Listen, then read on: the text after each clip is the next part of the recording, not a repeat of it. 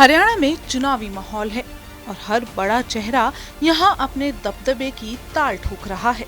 बात कांग्रेस की तरफ से मुख्यमंत्री के प्रबल दावेदार की करें तो भूपेंद्र सिंह हुड्डा का नाम लिस्ट में नंबर 1 पर है। ऐसे कयास हैं कि अगर कांग्रेस के पाले में जीत आती है तो हुड्डा ही हरियाणा के बतौर सीएम कमान संभालेंगे। लेकिन हुड्डा के जो चमकते सितारे हैं फिलहाल गर्दिश में जाते दिखाई दे रहे हैं। असल में हरियाणा के पूर्व मुख्यमंत्री भूपेंद्र सिंह हुड्डा के खिलाफ ईडी का बड़ा एक्शन हुआ है। ईडी ने हुड्डा, एएमआर और एमजीएफ डेवलपमेंट लिमिटेड सहित अन्य आरोपियों के खिलाफ एक मनी लॉन्ड्रिंग के मामले में 834 करोड़ रुपए की संपत्ति को कुर्क किया है।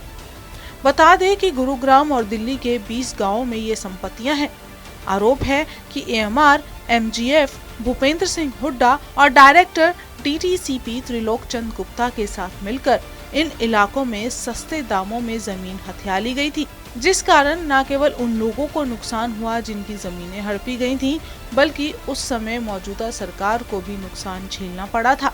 और इसका लाभ एक निजी तौर पर इन दोनों कंपनियों और हुड्डा को हुआ था, ऐसी रिपोर्ट्स कहती हैं।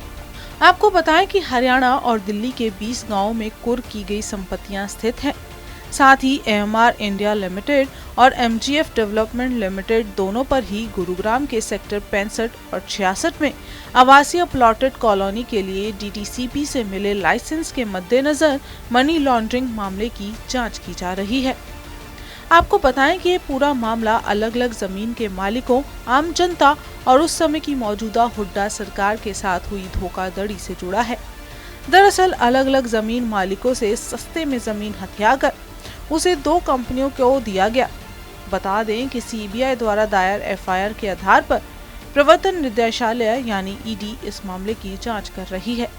एफआईआर में हरियाणा के पूर्व मुख्यमंत्री भूपेंद्र सिंह हुड्डा, डीटीसीपी के तत्कालीन निदेशक त्रिलोक चंद गुप्ता और messrs MR, MGF land limited और 14 अन्य कॉलोनाइजर कंपनियों के खिलाफ कार्रवाई की गई थी।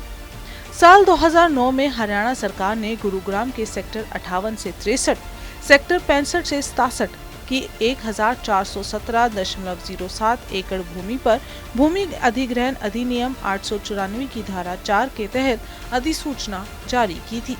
अब भूपेंद्र सिंह हुड्डा पर ईडी के इस एक्शन पर बीजेपी ने निशाना साधा है। विधानसभा चुनाव सर पर है और बीजेपी इसे मौका बनाने में कोई कसर नहीं छोड़ना चाहती।